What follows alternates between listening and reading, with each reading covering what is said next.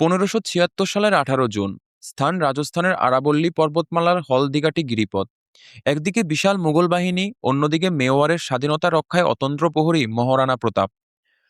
সম্রাট আকবর ভারত জুড়ে মুঘল আধিপত্য বিস্তার করেছিলেন, কিন্তু মেওয়ারের সিংহাসনে বসা মহারানা প্রতাপ মাথা নত করতে অস্বীকার করেন। আকবর বহুবার কূটনৈতিক দূত পাঠালেও প্রতাপ তার আত্মসম্মান ও স্বাধীনতা ত্যাগ করতে রাজি হননি। শেষ পর্যন্ত যুদ্ধ অনিবার্য হয়ে ওঠে।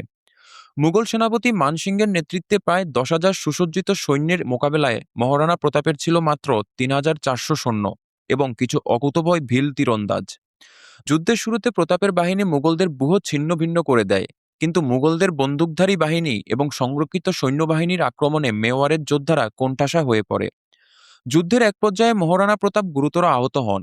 মেওয়ারের সামন্ত ঝালা মানসিং তখন রানার মুকুট নিজের মাথায় ধারণ করেন, যাতে শত্রুরা তাকে রানা ভেবে আক্রমণ করে। মানসিংয়ের এই আত্মত্যাগ প্রতাপকে রণক্ষেত্র থেকে নিরাপদে সরে যাওয়ার সুযোগ করে দেয়। হালদিঘাটির যুদ্ধ আনুষ্ঠানিকভাবে মুঘলদের জয় হিসেবে নথিভুক্ত হলেও এটি ছিল প্রতাপের নতুন সংগ্রামের শুরু। তিনি পাহাড়ের গহীনে চলে যান এবং গেরিলা যুদ্ধের মাধ্যমে পরবর্তী বছরগুলোতে তার রাজ্যের অধিকাংশ অঞ্চল পুনরুদ্ধার করেন।